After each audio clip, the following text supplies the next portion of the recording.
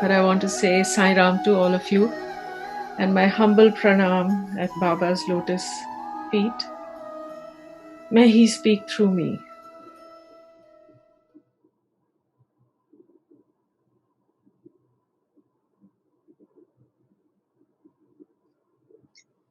So I'm going to share my little story, how it started and how I've come this far, or I don't know if I've come far. But this goes back to where I was in a boarding school, and this was in 1973. And from nowhere, I don't know where it came from, a book came into my hands, Man of Miracles. And I think all of you have heard of it or seen it or read it. So I looked at it with wonderment. It was not a fiction. It was not anything that would interest a young person. But I read it, and I was quite fascinated. And I brought it home. I showed it to my dad. So my dad was a very spiritual person, and I showed it to him. He read it, and he said, "Chalo, we are all going to Puttaparthi." So summer vacation, I was home. My two brothers and me, mom, everybody, we landed up in Puttaparthi and thinking. So in the train, those days, we used to go by train and take a cab, and those were olden times. So reached there, and in my mind, I said that if he's God, he's going to give me Charan Sparsh, and he's going to sign my book. This is what I went with. I had no idea what to expect. I didn't know anything about what the system was. And we learned, and we were sitting in darshan line, and I was very scared of him. I was scared of him for a very long time. I would not look up. If he came for darshan, I would look at his robe and his feet, but I would not have the courage to look at his face or eyes. But I would steal glances. I would look at him quietly, quickly before he would turn around and look. So he picked up my younger brother, which is actually Dipali's husband, and and we were thrilled to bits. So we said, we are special. We are going for interview. So we went. There were some other families, and then first the bigger room, and then we went into the inner room, and just the five of us with Baba.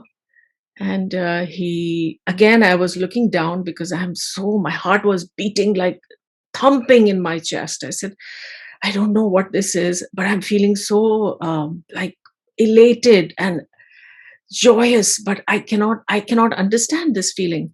So then he took my book from my hand and he signed it. I didn't say a word to him. And then he said, Charan Sparsh Karo. It means, touch my feet. So I went all the way down, and then he looked at my mom and he said, Tumhari ladki acha hai, which means in English, your daughter is good. So that was it. So again, an overjoyous experience. I said, oh my God, he thinks I'm good. I come out, we are all thrilled to bits. And then we join the Samiti when we come back, Sai Samiti. We start bhajans. We have bhajans at our home. Our puja room is a specific room filled with Baba's pictures. And we were very, very involved in spirituality. And every occasion we could think of, we would have a bhajan at home, bhajan gathering. So this went on, and then we went back to Parthi a couple of times. We got some more interviews, and we were like flying high that we are special because we've had interviews, and Baba has, called us, and we are good people. So now some time has passed, and suddenly my life changes. Um, I get married and I come to the States. And this is the picture that I had with me because I put him with me. I put this picture in my suitcase because I said, I never travel anywhere without Baba's picture. So I put it in and I came and got married, and realized that the family that I was, married into, and my husband and everybody, they did not believe in Baba at all. At all. They were just the opposite. And that hurt me. I said, how do I make them understand the experiences and the feeling, and what it is, who it is. So of course I could not, and I didn't have a voice, and that's why I could not explain, or I could not speak to them. They were like a brick wall in front of me, and so I let it go, and my life continued. So I am used to a puja room with a room, you know, proper puja room, and they, on the other hand, they're just not religious or spiritual. They're spiritual in their own way, I'm not saying, but not in this manner. So I made a little section in a closet with a door. I took a shelf and I put this Baba's picture there, and a few others. You know, I'm a Shiv Bhakt, so I brought Shivji's Murti and a few. And I used to sit in front of that every morning and do my little, whatever prayers and talking to Baba.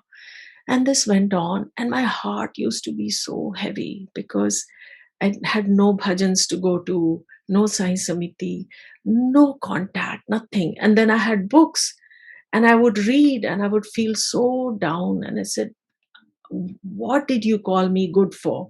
Am I not good anymore that I've come to the States? That you're so far away. So this went on, and internet started, in our lives. And I found I used to constantly look for Baba's website, or something related to Baba, and I found Sai International website, and that gave me a lot of pleasure because I would go into the bhajans, and I would. So time kept passing, and became, more familiar with things on the internet, and I would be connected to that. But my family did not budge. They did not budge. So now, it was Diwali time, and I remember there's a place called, it's not there anymore, but it's a huge store. It's called House of Dipali. So I went there to pick up Lakshmi Ganesh for Lakshmi Ganesh Puja, and I used to go there quite often, but I went there specifically for this. And the whole place is packed with statues, packed with pictures, and very badly kept.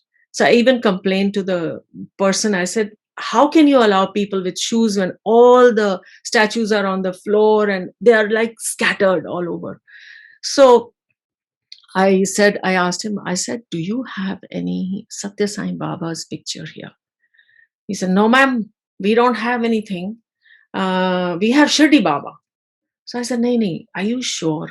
You have Shirdi Baba, you don't have Satya Sai Baba? No, no, no, no, we don't. I said, ask your owner. No, ma'am, I do the inventory. We don't have any. I said, okay. So now I am speaking to Baba in my heart, and I'm saying, what is this? You're not even here. Where do I go to look for you? Where do I find you?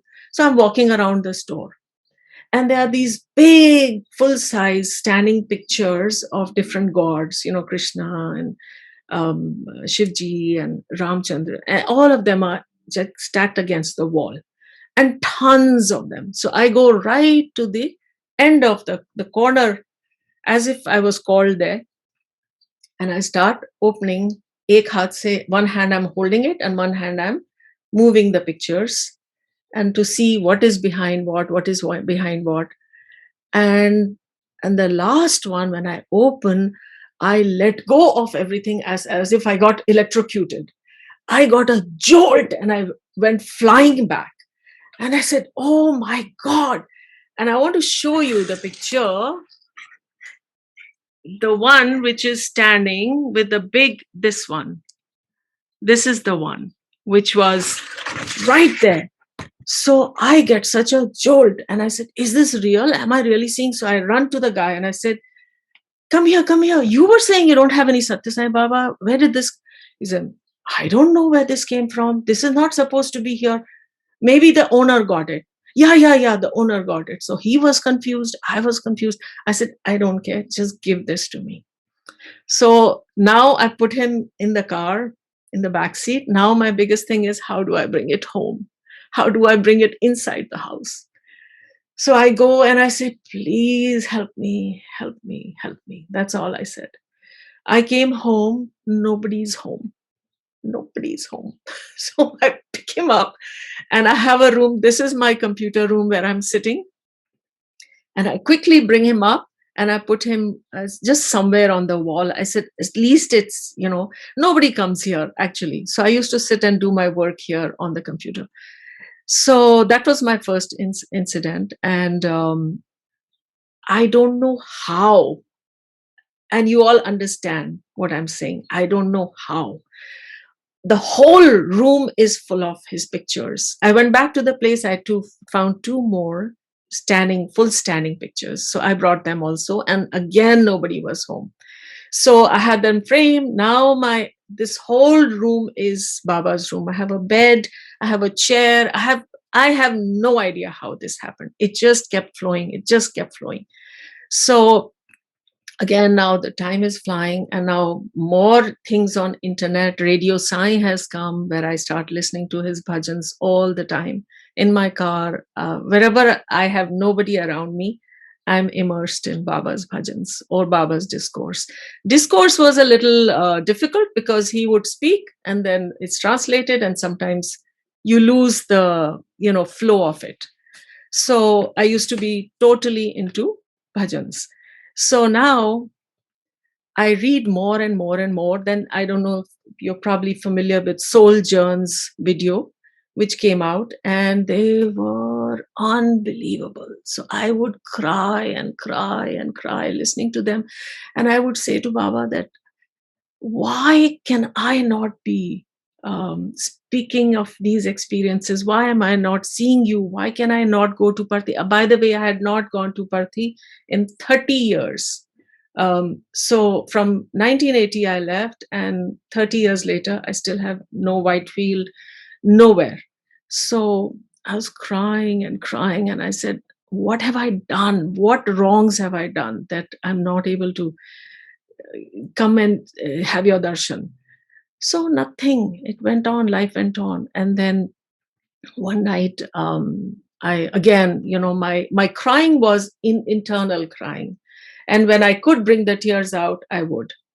And then one night, I have a vision. I used to get a lot of dreams of Baba when I was in India. Here I got one or two, not too many. And then I dreamt from this standing picture, he comes out. And it was a vision, really, in my dream. And he comes and stands, and I'm standing there, and he looks at me, and he says, what do you want? So in my dream, I felt so blessed because I said, I want you, so that my thoughts, words, and actions can be in harmony with you. And I woke up and I said, even the desire, even the want, what I wanted came from him, because I wouldn't have been able to say that.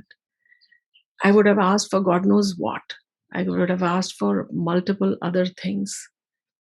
So it took me a few days to get over this dream. And I said, now what is he going to do? He didn't say anything after that. Is he going to show me? Is he going to come? Am I going to go? Nothing.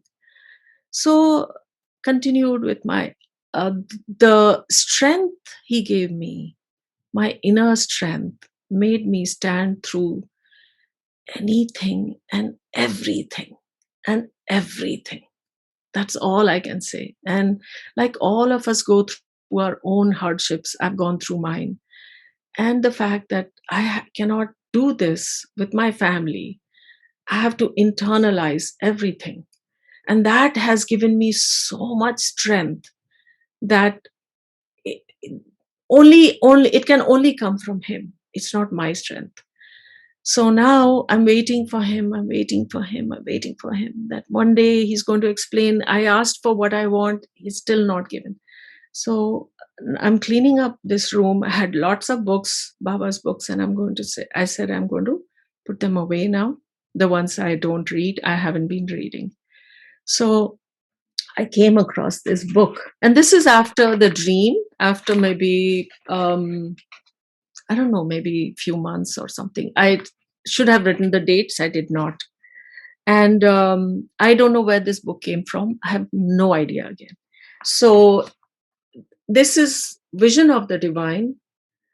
And I don't remember looking at it or reading it, or so I said, what is this book? So of course, as you go through things, you sit and open also. So I opened this book, and the page that opened up was dated my birthday.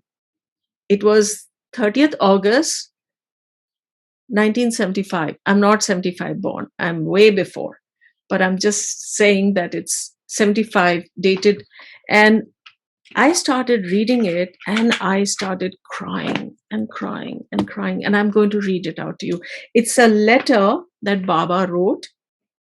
It's not addressed. I don't know who it's addressed to. It's not addressed to anyone. So I'm thinking it's addressed to the students, or I don't know.